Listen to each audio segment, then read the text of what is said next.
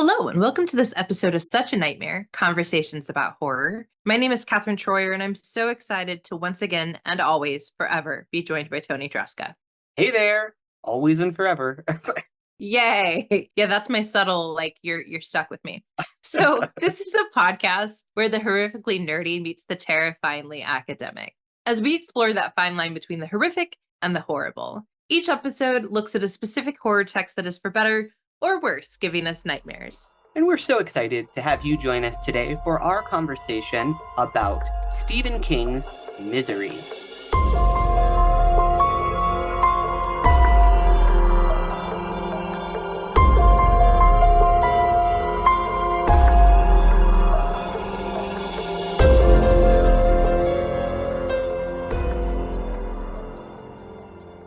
So we've done this a couple of times before where we've looked at a property and sort of examined it from all of the different media ways in which it's been produced. So we're going to be talking about Stephen King's Misery. We're going to be talking about the film Misery, which is often sort of called Rob Reiner's version, as well as one of the several different staged productions that Toni got to see, which I'm so very jealous about. And just sort of talking about this text as this bigger thing that has spanned so many different formats. Indeed, yeah, there's something about Misery that spreads. I mean, misery loves company. Yeah, Indeed. yeah, but what's interesting to me is that, and of course, this is true for The Shining. The Shining also has a rich life that extends beyond the novel. And we talked about the opera as well, or what we could glean from the opera, having not had a chance to see it. Because it was like a one and done show, right? It happened, yeah, it happened in Colorado, Yeah. which was very interesting. And it has been remounted. It wasn't one and done. I know it was remounted one or two Okay. times, but it is not currently being produced. Okay. And, Carrie also, there's a couple of King's works that sort of make their ways through. I don't think Carrie has Carrie had a staged production? It hasn't had a play, but it has had a musical adaptation. Oh no. Carrie the Oh musical. no. That sounds rough. Yeah. Let's just say that the critical reception to that musical was not good. It closed very quickly, although it has become a bit of a cult classic Of since course it then. has. And I would pay good money to see a staged version of it. I don't know what that would look like, but I Mm. would pay some good money to see that. But today we're going to be talking about Misery, which I think has been, of the King properties, perhaps the one that has been most successful in terms of the relative successes of the adaptations and also of King's sort of approval of the texts, right? Because of course, as you probably know if you're listening or if you watched our episode, listened to our episode on The Shining, King was not a fan of Kubrick's vision, but Reiner and King's version, I think, are much more in agreement with each other. So, Toni, would you be willing to give some context for King's novel, the movie, and the stage production in terms of who are the people, what are some of the dates, what do we need to know about these three properties before we start our discussion of them? Absolutely. So Stephen King's novel Misery came out in 1987, and it centers on novelist Paul Sheldon as he finds himself in a remote cabin, trapped with Annie Wilkes, who is his self-proclaimed number one fan. This story then kind of was adapted in 1990 by Rob Reiner, who directed the film that stars Kathy Bates and James Caan, and it was written by William Goldman, who is the writer of one of the plays.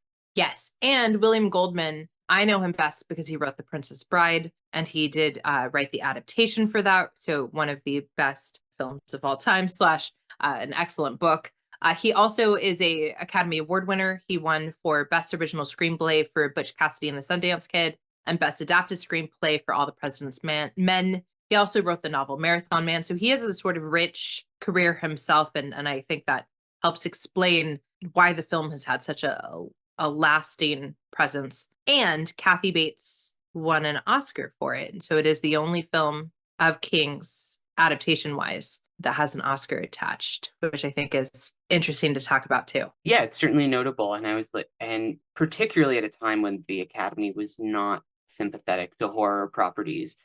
I think it just speaks to the power of that film when it was released, that despite its genre, it was able to win and nab that top award. And in fact, I think that speaking of genre, before we go to the stage production, it was often listed as a thriller instead, right? Right. Because that was how you got people to see horror films without it being just the people that expected a gore fest. Of course, now the answer is that you call it an A24 film and then people will see it. But at the time, it was an issue of calling it a genre thriller. And so I think that makes a difference. But I mean, I do believe that today, if Kubrick's The Shining came out today, it would have won an Oscar for something. And so I think you're right that it's very telling that the Academy had very fixed opinions about what could and should, and they still do, win awards.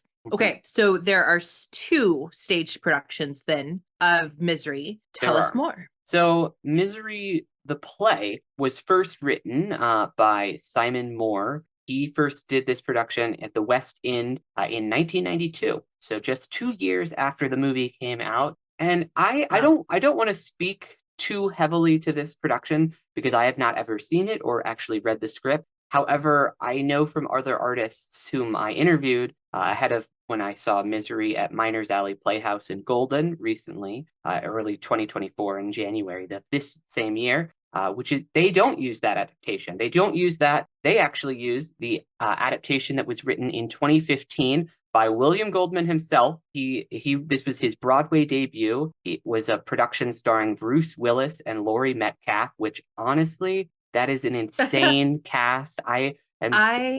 It's perfect casting.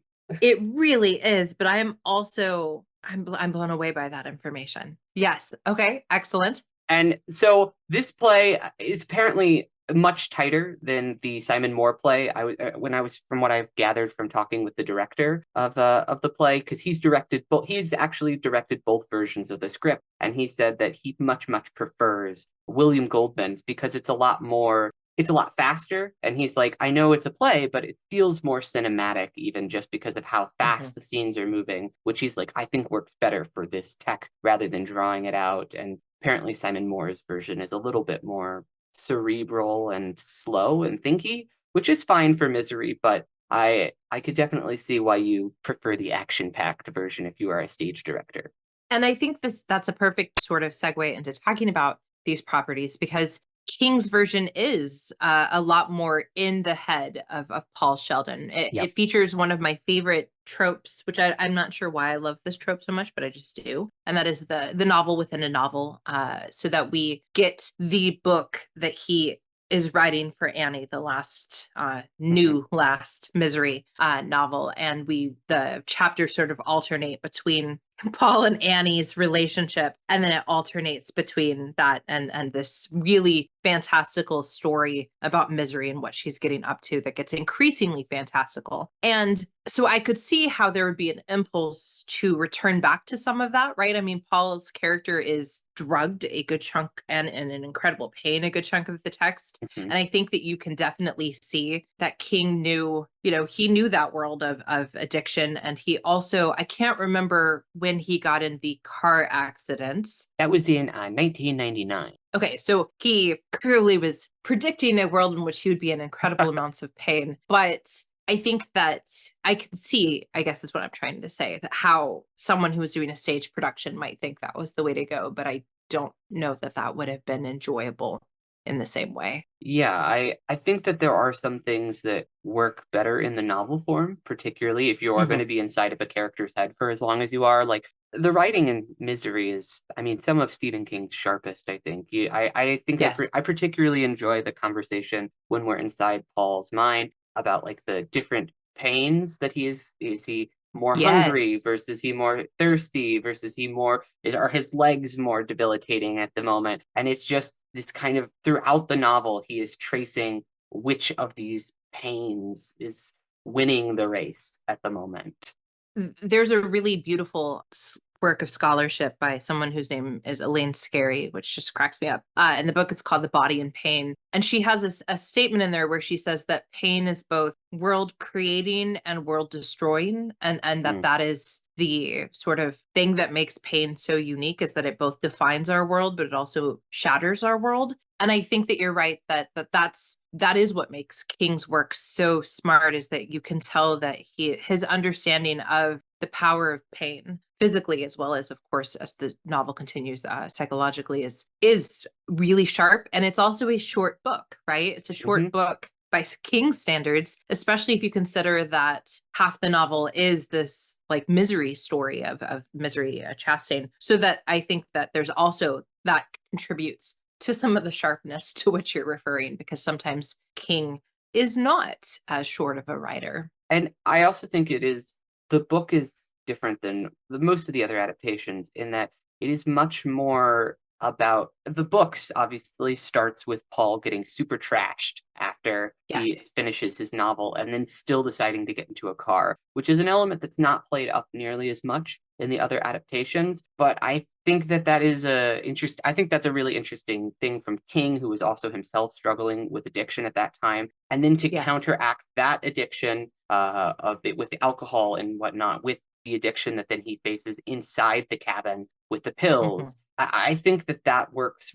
That metaphor of an addiction works really, really strongly in the novel as written. And I think too, and this is something that King does a lot in his works, right? He often has a writer character, but unlike some of his writer characters, and of course, Jack Torrance is the one that comes to mind most readily, Paul is a successful writer. So King has other books where there's successful writers. The Dark Half, or The Darker Half, I can't remember what it's called now off the top of my head, is one example where a writer discovers that he's been so successful at writing this sort of shadow version of himself that the shadow version has come alive. But like in Secret Garden, Secret Window, right, we have another sort of writer. But this is really the first time that I think that King also reminds us that, at least in his world, writing is an addiction as well. And it's just an accepted form of addiction, because Paul, there comes a point where Paul is not doing it for Annie anymore. Right. And he's doing it as much, if not more so, for himself. Yes, he kind of has no choice if he doesn't want to die. But I think that is also something that only King in 1987 could write effectively. And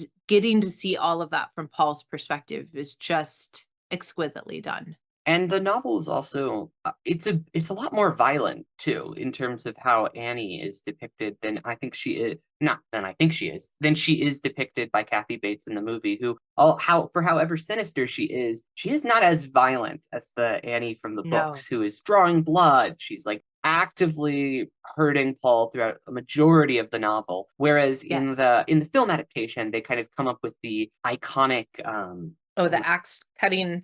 For those of you who can't see, Tony's the hobbling, doing this like gesture. Okay, there we go. That makes sense. I was trying to figure out. I was like, did you know the point with Kathy Bates? She hits him with the hammer. What is that called? Yes, the hobbling sequence, which is terrifying in the film. But yeah, you're right, because if I remember correctly, Annie does a lot of like pinching and stuff in the novel, right? Like it's a lot of like little pains that I think is also more frightening, because remembering that Annie was a nurse, there's no way she would have hobbled her patients in the hospital because someone would have noticed that. But all of these little pains that she inflicts on Paul are the serial pain, right? It's a serial action. Right. And we have to know that there's no way she was not doing this to her patients as well. She's a serial abuser, not just a murderer. And I think that that's really scary too, this idea that it's not just the big showy things that we should be afraid of. It's all of these little moments of pain and agony that are perhaps even more frightening, because they're a daily thing as opposed to these huge, big, deaths. Yeah, I think because the film is a visual medium, you obviously want to communicate more through that. But I do think that the film is a little bit more over the top with its violence than it as was written in the book, because the book is really, like you're saying, it's a lot creepier, because they're the little pains that persist for hours afterwards that are more noticeable. And there's something about the fact that she's not fired for being a bad nurse. Like, I mean, she's fired for killing people, right? But but it's only in these most egregious forms that where she's caught. And I think that there's this conversation about sort of the ways in which people caught in systems can find themselves experiencing indignities, right, on a daily basis, and we see that through Paul. So much of what he's suffering, and the book, I think, goes into this a little bit more in terms of the catheter and all this stuff. There's so much of the book that's talking about just the simple indignities we suffer when our body is no longer in our control, when we don't have that autonomy. And I think that's just inherently more scary. In fact, I recently just watched, and I'm hoping you'll know the film title, Tony, because that's what I count on you for. It had Rosamund Pike and the actor who played Tyrion in Game of Thrones. It's called I Care a Lot. So it came out in 2020, and it has Rosamund Pike and it has Peter Dinklage and Diana Wiest, as well as like several other well-known people are in it throughout as well. Premise is that she's a professional court-appointed That's right. I did see this movie. caretaker. Yeah, it is a terrifying film. And it's most terrifying in its moments where it's not trying to like be this giant thriller, but that sort of idea, right? The ways in which we can get caught in the system. This is something that a lot of horror explores, but I think that this is one of the first times that the King really does it. And he just happens to do it really, really effectively. So that's what we get in the novel, right? Indeed. That's, I think, what makes the novel so rich. And again, the misery section, the actual like the book that he's writing, there's like a cult and a beehive and like something that's slightly supernatural. And so it's this very interesting juxtaposition between the quiet horrors that Paul is experiencing day to day in his life with Annie versus these fantastical horrors that Misery's experiencing. And so there's a really interesting way. And I don't know if you could effectively do that. I don't know if a staged production or a filmed production could manage to capture the sort of magic of that juxtaposition. I just don't know. Maybe a stage production could. I think if you could maybe have it behind like a scrim or something, so you are. Oh, that's interesting. So you are seeing. So you kind of keep the house downstage, I think, and you largely keep. You don't have a second level. You keep everything really defined for the house, and then maybe up top. You could like have curtains or something that would open up to reveal this scrim, so it's like a shadowy version of the image of this fantastical story playing out. That would be really interesting. I actually do think it could work on stage. They don't do that in the stage adaptation. That it's the novel doesn't come to life, or at least in the one that by William Goldman, that's more of an adaptation of his own film. Because like in the film, that doesn't really happen, and in the play, it doesn't. I could see, and again, that would make it much more expensive. Yeah, to produce. If you were to do that either for the stage production or for a cinematic, maybe even like a mini series version, would you cast the same actors? Would you have the same actors like playing the role of Misery and Misery's suitors, or would you purposefully cast new folks? I think it would probably be more effective to keep the cast small and like perhaps have the actress who is playing Annie play Misery, because I think that would, or even more honestly, if I had unlimited budget, what I would probably do is I would start by having one actress playing Misery in the flashbacks, but then slowly you just see her maybe encroaching, and then in like a second or third scene she replaces the actress, and because like she's just taken over that. She's taken over Paul's mind. She's everywhere. She's all he can think about at this point. But so I think that would probably be how I would visualize it, because I think it'd be kind of effective. It'd be effective to see it, but be still removed from it, and not be the audience over the head with that. Be like, just like, oh, second scene or second or third scene, interesting. That person who was just watching from behind in this is now they're taking over the action, which is what Annie does. Yes. And I think that you could have a really nice sort of sound bridge, right? Where Annie's reading aloud the lines as she's reading the novel, and then suddenly she's reading the lines aloud as Misery. That would just be really lovely. Oh, I like that so much. And I think it would be a really good showcase for an actress to be able to do that too, because I think Annie is a really tricky role, because you don't want to do, if you go too intense, she's just like a snarling, evil, stereotypical nurse who is utterly unbelievable. What I think is really interesting about Kathy Bates' version and the version that I saw when it was performed live by actress Emma Messenger was very much just their ability to kind of coat everything with a smile and be like amicable, trying to be as amicable as possible while also causing so much pain. Oh, that's terrifying. I also think Laurie Metcalf would have done a fantastic job at having that sort of like smile through the pain that we're inflicting. She also has that really good presence of, well, she's a fantastic actress, right? Of But course. she has a good sort of presence of that. I think she would have done a fantastic job. Yeah, and she, I mean, critics agreed with you generally. She earned a Tony Award nomination for Best Actress in a Play for her role as Annie, whereas her Wow. co-star Bruce Willis was generally panned by critics who called it inert. Yeah, so And some people accuse him of wearing an earpiece in the play, which is a oh, that's that is a interesting. big taboo in the theater community. It's not a no-no. You'd rather wear an earpiece than like forget your lines and embarrass your actor. But Yeah. it is very frowned upon. Yeah. So we're obviously going to talk more about the film, but I now feels like a good time to ask a couple of questions about the stage production because James Caan's performance was so important and so good, and he's a fantastic actor in the film. But what I don't know is that if I were to redo the film, if I were to remake the film, I would have never thought to cast Bruce Willis. But that's also because I would have been able to have close-ups, right? And there's things that I could do cinematically with Paul Sheldon's character that can't happen in a stage production. So, is there something about the stage production that would have lent itself to Bruce Willis? Or I guess I'm trying to ask, like, how much of the play is about Paul and how much of the play is really about Annie? I would say it is a two-hander. Okay. It's not actually. There are three characters in the play. There is also the Ah, sheriff, the sheriff. uh, Hmm. who comes in right at the end. But it is largely a two-hander, and I would say it's fairly balanced between the two of them, like as written. Obviously, Annie gets the bigger moments. They Sure. do keep the hobbling.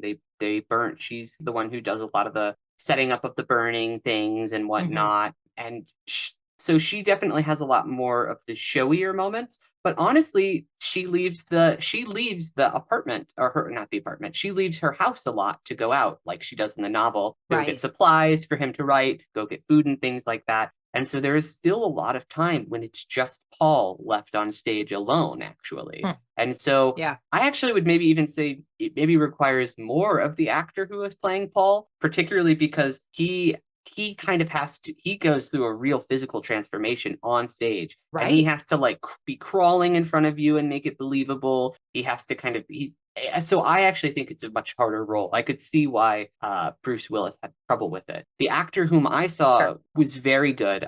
His name was Torsten Hillhouse, but even he, I think that it was a pretty large stage that I had seen it on for Colorado, and particularly for this play, which kind of requires a claustrophobic feel. There was a lot of Yeah, I room was on going to that ask, is it stage. all set? Is it a single location set It's in single Paul's bedroom? location. Yeah, it's Yeah. a single location. You are in that bedroom. This adaptation that I saw also had a upper level of the house as well, so that's where the Mm, Paul and Annie have their meal together when he tries to poison her. I They see. had it on a separate room up that was raised slightly, so he had to like have he was in a wheelchair at one point and he rolled I himself see. up and around, which was that was the only element that I think didn't totally work. I think with Yeah. Misery, you don't want to go for like accuracy and realism in terms of building this Mm-mm. fully intricate house, because I think that makes it more difficult for the actors to move in, as evidenced Yes. by it was difficult for the actors to move around in when I Yeah. saw it. And so I think that my only note was I think that the play could have even been more effective if it was even tighter, just more claustrophobic, less I places for agree. Paul to run. Even I think you could honestly even have their bedroom scene or their dining room scene in the bedroom. I don't think it needs to be a separate location. That's more scary, I think, honestly, if it's he never is able to escape I until the think very so end. too. Obviously in the film and in the book, as he becomes increasingly mobile, he becomes, increasingly mobile. And so he starts moving around the house. And of course, that's when he finds Kathy. Oh, I keep saying Kathy. Annie Wilkes's like scrapbook of murder and all of that stuff. In the film, it works really effectively, right? Because in the film, this is where we get the thriller elements, if you will, because Mhm. every moment that he's not in his room, and there's a lot of parallel editing that Reiner uses to show us, Annie's out getting the typewriter or the paper, and Paul is taking his gosh darn good time to like look around and do stuff, and he doesn't put the penguin back properly. So I Mhm. think in the film, it works really effectively to actually heighten a secondary source of horror, right? Which is a more thriller based level as opposed to something that's like fundamentally disturbing on a deep level. Mhm. But I don't think that that could carry over because you wouldn't have parallel editing. You wouldn't want your stage to be like have a completely side town element, right? You wouldn't want to do that. So I feel like it would be best trapped in that single room. And they do like the play itself attempts to do those elements of like, oh, Paul going to be able to get back in time? But it Yeah. doesn't work as well again when you can see everything. You're Yeah. like, it's just not quite the same.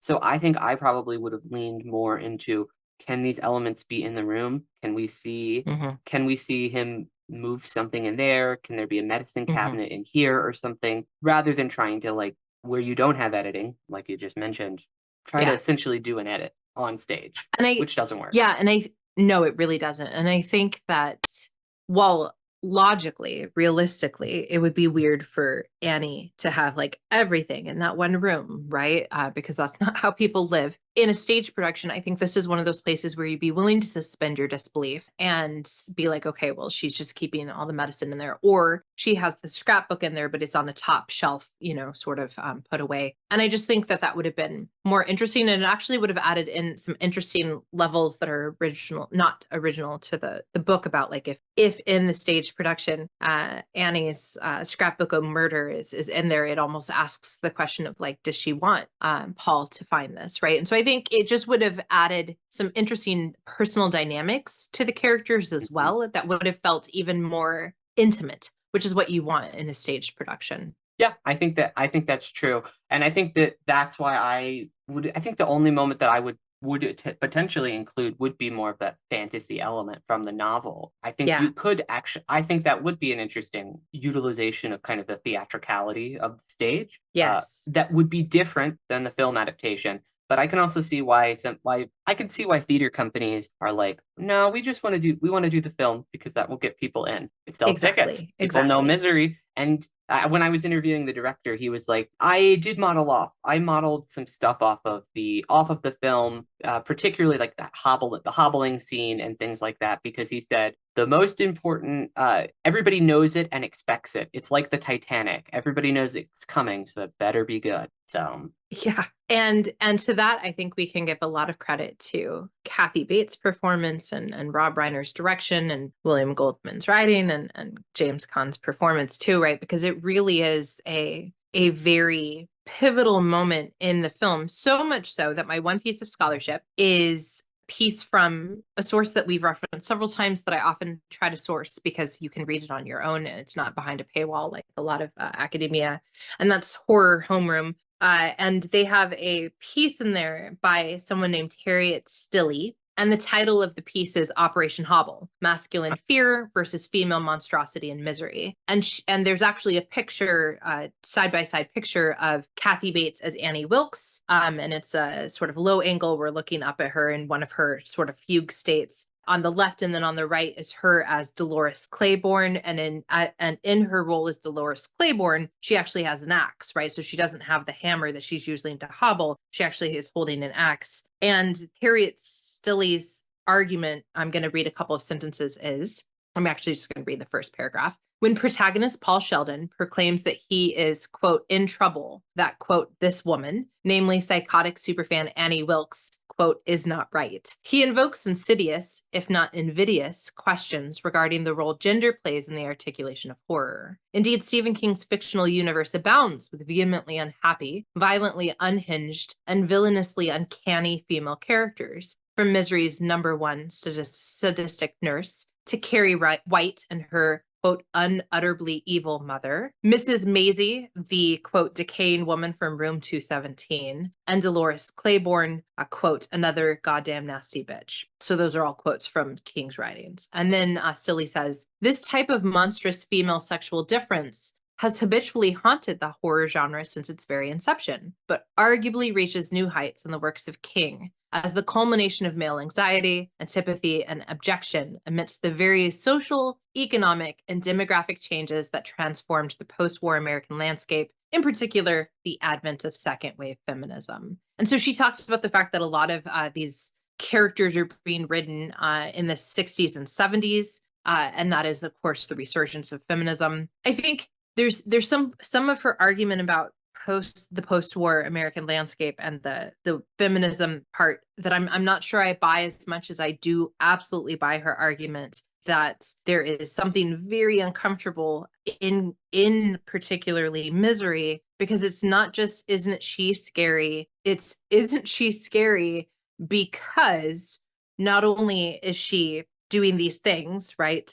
She is taking away, emasculating, and literally as well as figuratively hobbling this man, right? And so one of the things that she talks about is that Misery offers this conflation of the quote concept of the female monster with a narrative of white masculinity perpetually in crisis. And so she talks about the fact that, you know, Paul's character, everything about him is so fragile and frail, both because he's physically fragile and frail, but also because he, like, his entire world is being shaped by all of these women. Annie's just the most extreme of them, that have made it so that he can't be a quote serious writer because all these women are just constantly clamoring for new Misery books. Okay, so there's even this argument that she's making about just the ways in which Paul's authority and gravitas as a man and his internal sense of self is being undermined by women and their voraciousness. And then, of course, it transforms into Annie's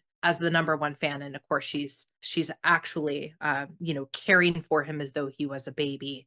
She actually deforms him. And then the sort of weird quasi romantic, quasi not romantic relationship that Annie wants to have with Paul, particularly in the film, allows for this to be sort of read as, you know, at what point is she his quote lover, at what point is she his mother, wouldn't it be scary if women could be both, right? So there's some interesting things that Silly is making an argument in here, and then it kind of ends with the fact that Paul explains at the end of the film that Annie Wilkes, that whole experience helped me, ultimately providing him, as she says, with the means to finally write a serious novel that he can be proud of. Annie's story, on the other hand, like Frankenstein's female monster before her, is destroyed before completion. And so she says, Misery nonetheless suggests that beneath its reassertion of masculinity is an expression of women's enduring power and difference. Because without it, what else is there? So yeah, so I thought it was an interesting take. It's worth reading. It's not a very long read. And I think that it captures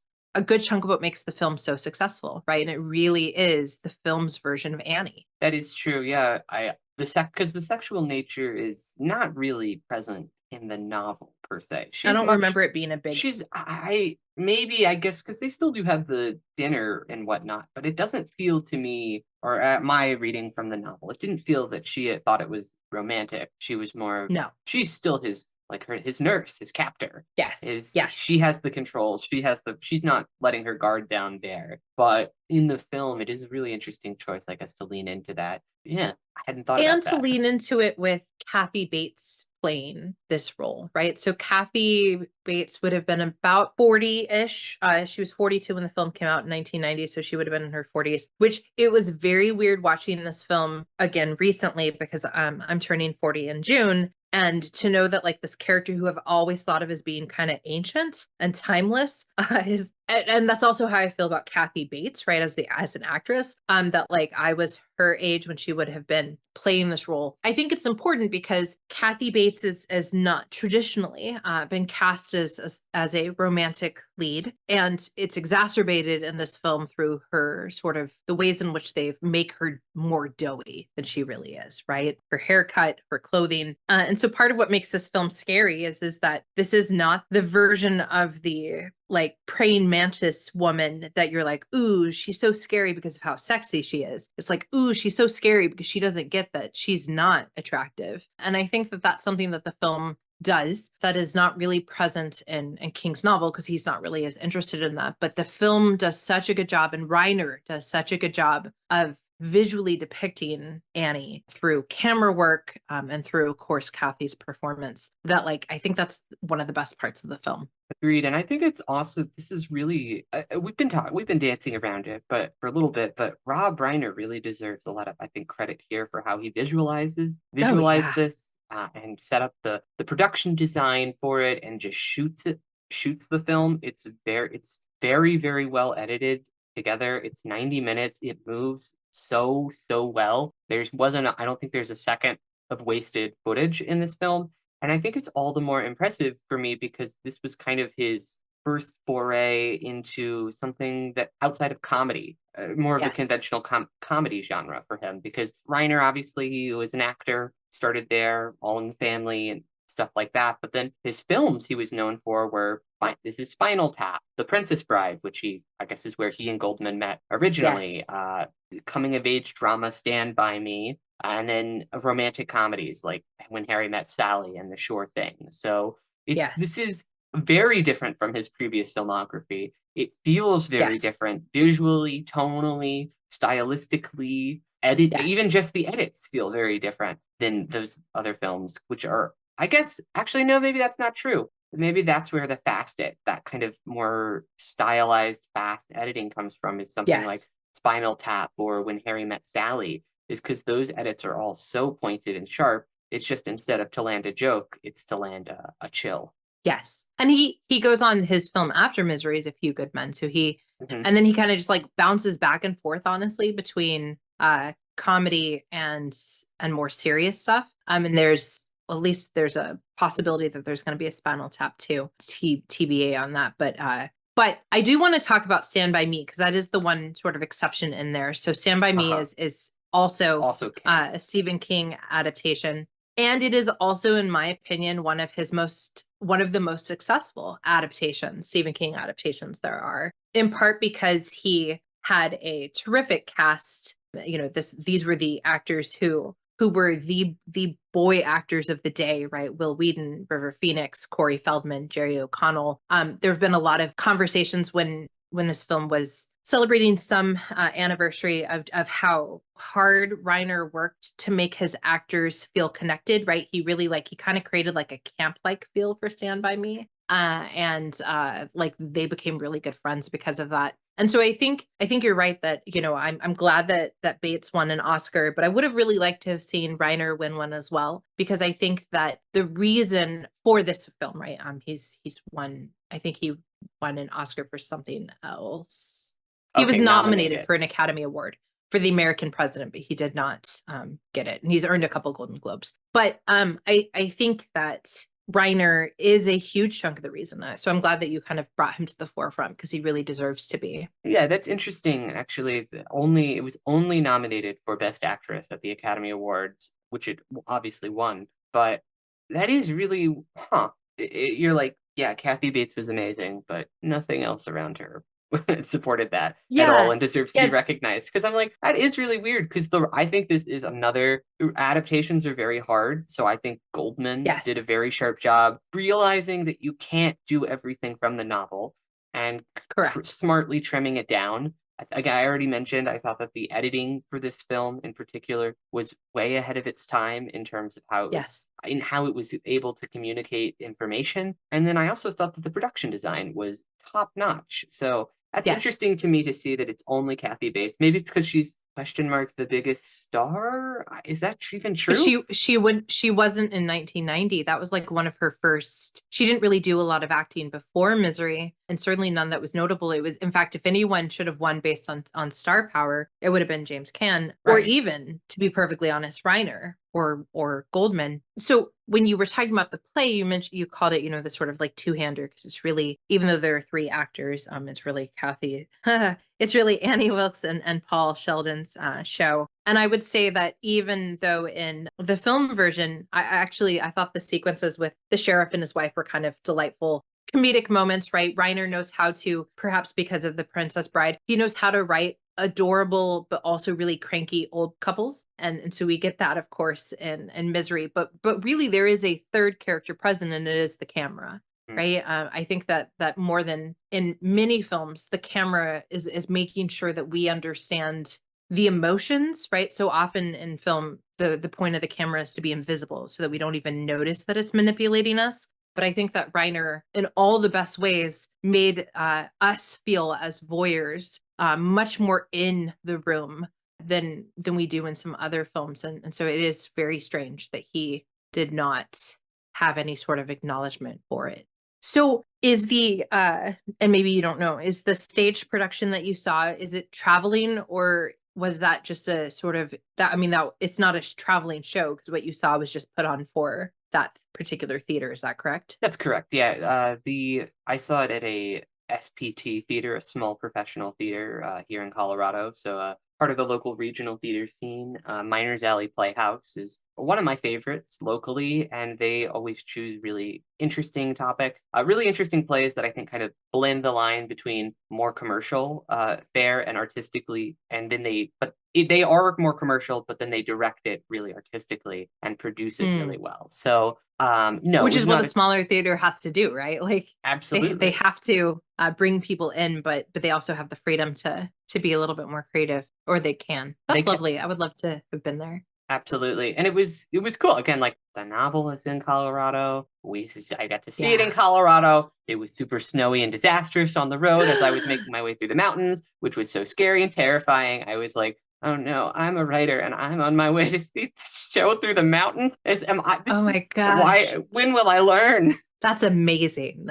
I didn't, I'm glad that you came out Yeah, nicely, but what a me great too. hook that would have been if you'd been like, as I sit in the hospital writing this, like it could have been an even better hook into your review, which Yeah, can be found if people want to read it. Where can they find it? you can read my review of the production. It's in Boulder Weekly. It's Boulder Weekly's Curtain Calls there. And I also wrote a feature about the production called From Page to Stage that can also be found about the play on Boulder Weekly. Oh, that's nice. Once upon a time when I was still figuring out what I wanted to write my dissertation on, that's what I was going to call it. It was From Page to Stage, because I was going to look Really? at, yeah, I was going to look at theatrical adaptations, but it was not an easy thing to do at the time, and I didn't know a good way to do it. So, but yeah, so excellent. Maybe now's the time we could collaborate and pull that idea out. Do Page to You Stage. know, I'd be delighted to do that. So we would love to hear from you, because of the darkness that is most forms of social media. The best way to get a hold of us is through our email. But Toni, before we wrap up and then go into our like what you should be watching for next time section, what is your final thought on Misery? Like the what is it that we haven't said that you were hoping we would talk about, or what is that thing that you just sort of want listeners to ponder as they get ready to set Misery aside? I think the other only final element that we've kind of alluded and danced around it, but I think that there is also this really interesting element of what's monstrous for an artist as well, which is for Paul, it's he feels like like a shill for selling out and writing Mm-hmm. what he doesn't believe to be quality works, even though, as he is constantly told by Annie and what is clearly told by a number of people throughout, these books have made a huge impact on a number of people's lives, but he hates the success that he's gotten from it. Yeah. And so I think there's this really interesting tension that comes there. And I think that is another source of like big source of conflict between him and Annie, because she can't fundamentally even understand what he's craving for there. Yes. Which it's interesting, particularly to be working out from Stephen King at this time, that these tensions Yes. are within him. You're like, is this how you feel about your fans, Stephen? Which is interesting because unlike a lot of writers who clearly had success in a genre, but also clearly were hoping to write something else from the beginning, King was, I mean, that's the stuff he was submitting to Playboy, right? He's always been in horror. And even though he's written some stuff that is horror adjacent or a little bit more fantasy, he's never really, unlike a lot of authors, felt the need to be like, but now that I've established myself, it's time for the actual work that I've been working on. And so it is interesting that he would have that tension building in Paul, because at least based on his literary canon, that doesn't seem to be something that King has struggled with. Maybe that's a fear of his, though, is that he would eventually have to sell out and write these Yeah. novels, or he would have, or eventually, because I guess he is in the horror genre, but he's really rarely, I guess, except not Dark Tower is the big exception. He's not in the series genre. He's not doing a whole bunch Yes. of sequels to these. I Yes. guess Shining now has Doctor Sleep, but so I guess Right. But there's a that was couple clearly something exceptions, but he wanted to he do, wants to right? do Like, that. yeah. Yeah.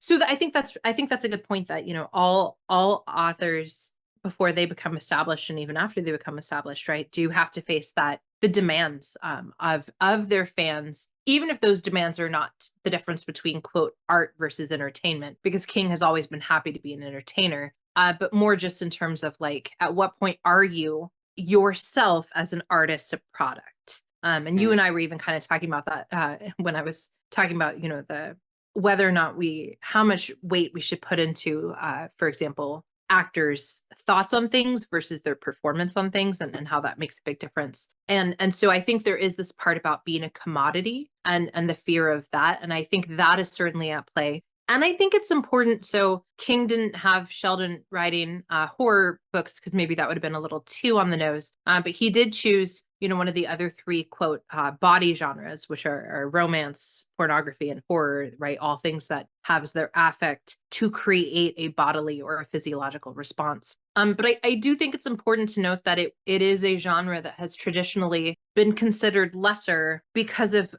the fact that it is women consuming it. So horror was considered lesser in part because it was often teenage boys consuming it, but that was somehow less significant than romance. Has always received a bad rap because anything that is valued by women is traditionally seen as getting a bad rap. So I think you're right that is worth unpacking a little bit more, and I think that is perhaps the most interesting part of Stillie's argument, is when she really is talking about woman as audience as opposed to woman as monster, which is interesting.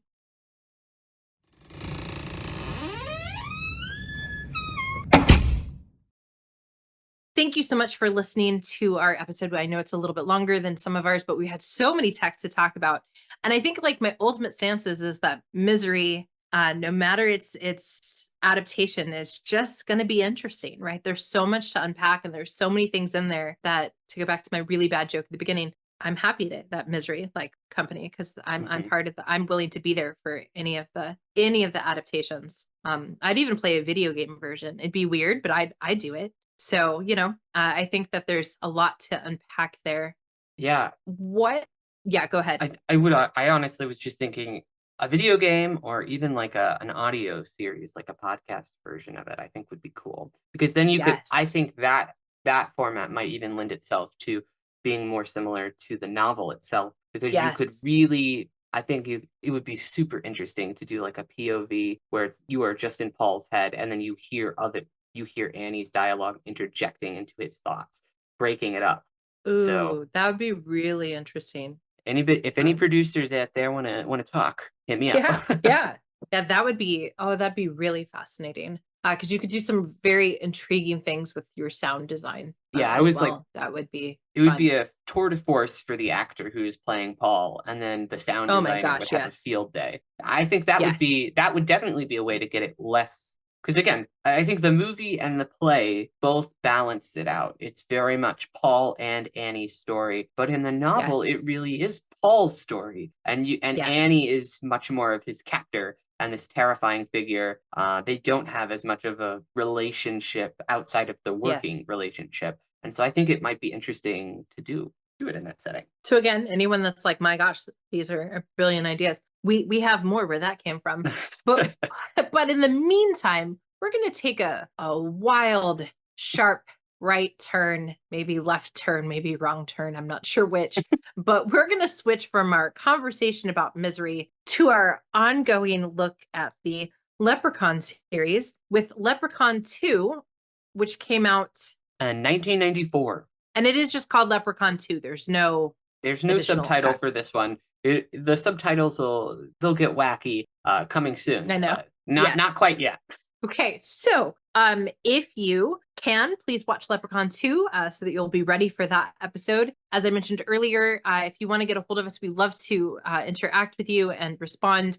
And the best way to do it is definitely and absolutely 100% through the email. I probably should just delete the social media, since social media makes me so sad anyway, but that's the best way to get a hold of us, and it's in the description below. I want to thank Jackson always for editing our episodes, but particularly for this episode, which had several moments that you all didn't have to hear, hopefully, but where we had to look some stuff up. So thank you so much, Jackson. Thank you, Jackson. You're the best. And to those of you listening, thank you so much for listening to our nightmares.